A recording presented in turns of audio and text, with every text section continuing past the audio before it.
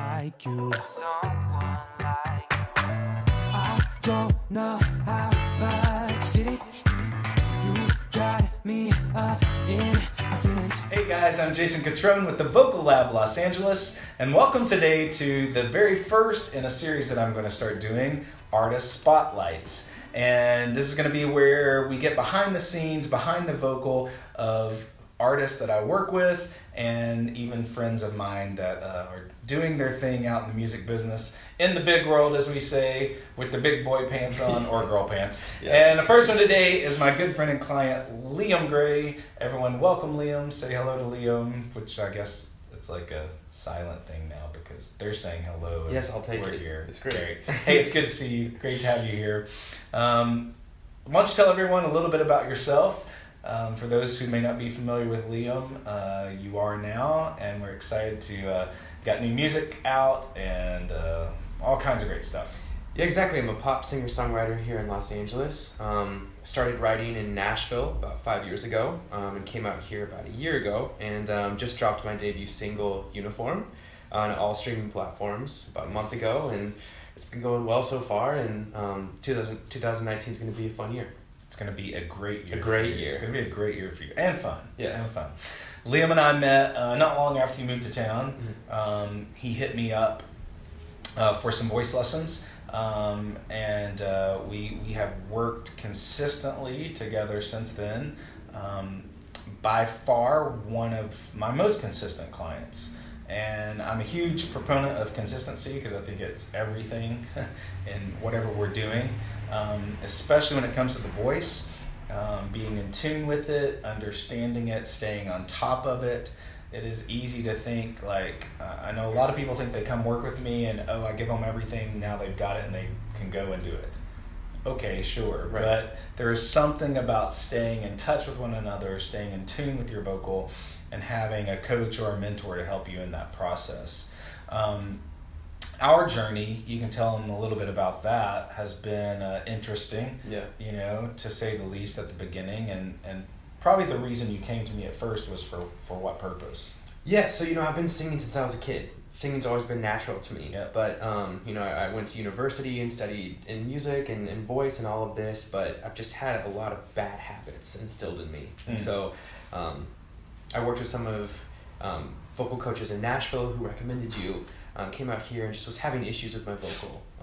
So we came out, started working together, and ended up finding that there was actually a reason my vocals were not working. But it's been a great journey so far.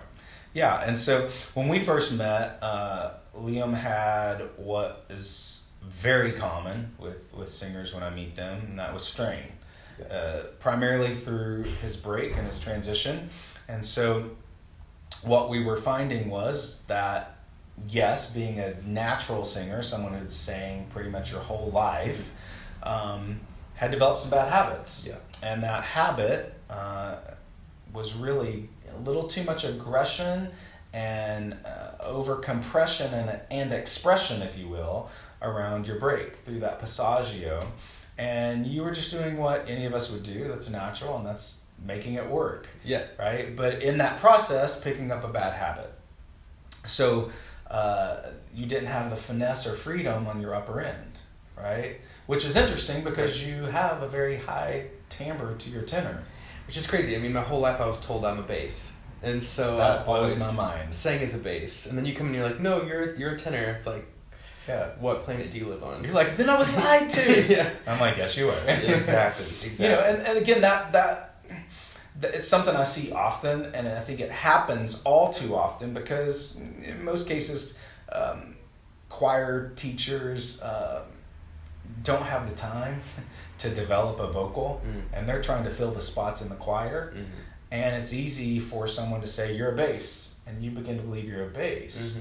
And at that point, you might have been easiest a bass, right? Yeah. But we have clearly seen you're not a bass. Right. You have bass notes. Yeah. Right? So you have a big range. And now that we have eased your way through that transition, your tenor is open, and it's a whole new world. Yeah. It's a whole new world. It is. That process was probably a little frustrating, though, yeah?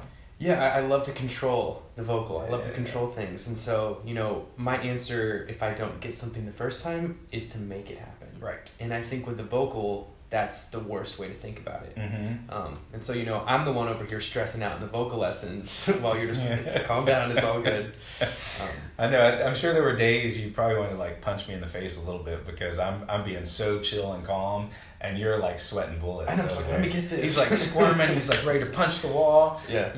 But you trusted me. You trusted yourself enough for that process too, right? And surely, slowly, it started to open up. But early on, we were doing 3 to 2 lessons a week, and that's commitment, financially and time-wise, and just personally and professionally. Yeah. But you see what that commitment to all of that has given you, right? Yes. And it's allowed us to back off now, where we're not, doing it that many times a week, but we're consistently meeting every week still. Yeah. And early on in that process, we discovered something else too, right? Yes. So, it's just I came into you and just the vocals weren't working. Everything seemed hard and difficult. And so basically, Jason recommended going to see an ENT. So I got my cords looked at and ended up I had a hemorrhage in one of my cords. And so that's like the worst case scenario for a singer. And so between Jason and the ENT, we kind of found a plan of action. Mm-hmm. And the first step was to be quiet for 2 weeks. And that is difficult. Then the only time I would sing is when I would come in and take lessons with you. And so, for any singer out there, I would say the best piece of advice is to have a vocal teacher and an ENT on your team. 100%. Yeah. And I completely agree. And, I think oftentimes we can understand as singers that maybe we need a coach, we may not have one, but we know we need one. I think we rarely ever think we need an ENT until we have to have one. Yeah. And that's the worst time. It's like saying I'm not going to get my car checked up every year or every periodically and get the oil changed and just wait till it breaks down. Right. Well, then we have a bigger expense, or maybe the car's broken completely. Right. And that's incredibly true of the voice. So, it was a really great thing that we found that early on, and put you in hands with a great doctor. My friend Dr. Gupta over at Cedars took him in and right away knew what was going on, which gave you said it, I had a plan. And peace of mind. I wasn't crazy. Right, yeah. Because there were moments early on, you're like, am I crazy? You even said that to me. You're like, am I crazy or what? Right. And I'm like, no, you're not crazy. Yeah. It's a crazy situation. Yeah. Yeah. But you got peace of mind. You had a plan, right? And you had myself and her to help walk you through that. You were doing all kinds of crazy things too, like you did away with coffee for a while, right? Yeah. And saw how that actually affected your voice. Helped drastically. Yeah. And you were having a lot of coffee, right? Yeah, and then LA is just such a dry climate as well, Yeah. and then just downing coffee all the time just drives the vocal cords out that really, much really more. bad. Yeah. So there was all these things happening that you were able to figure out, and that allowed us to get the voice back to the place it needs to be. Exactly. And so now we're here today, and we're still working on expanding the range more and more, finding even more release. That's something I do every day still. That's a lifelong process. But we now have an ease through that transition, which is amazing. It's allowing you to write different, sing different, think different, be just in a different place of confidence. Mm-hmm. And that's something interesting with Liam too. He was very confident in his voice and in his ability to sing. There was just this one thing giving him a big old piece of trouble. Yes. Which over time could have eroded a lot of that confidence. Exactly. Right?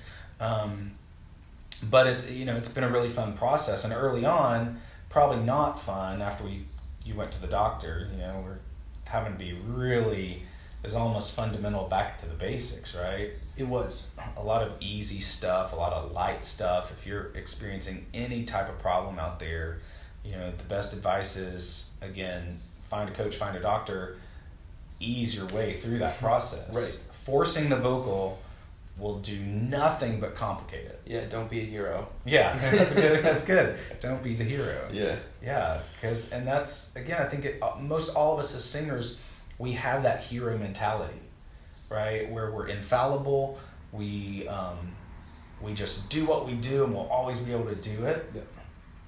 And so when it gets tricky or complicated, we just overdo it because we feed into that part of our ego that says, I can always do it. Yeah. You know, and you are proof in the pudding that that's not the process. And the right way is literally the right way. And you'll find a way by going down that path. Yeah. You know, tell us a little bit about what's happening here musically now that, you know, we got you healthy again. Yeah. We're in a good place. What's happening? So yeah, I dropped my debut single, Uniform, about a month ago. Awesome. And so yeah, 2019 is kind of the big year for me. And so going to be dropping a second single, going to be touring quite a bit, and an EP in the summer. So lots of stuff to get through. Love it. Yeah. I heard it. The song is amazing. We got the link for you to go listen to it.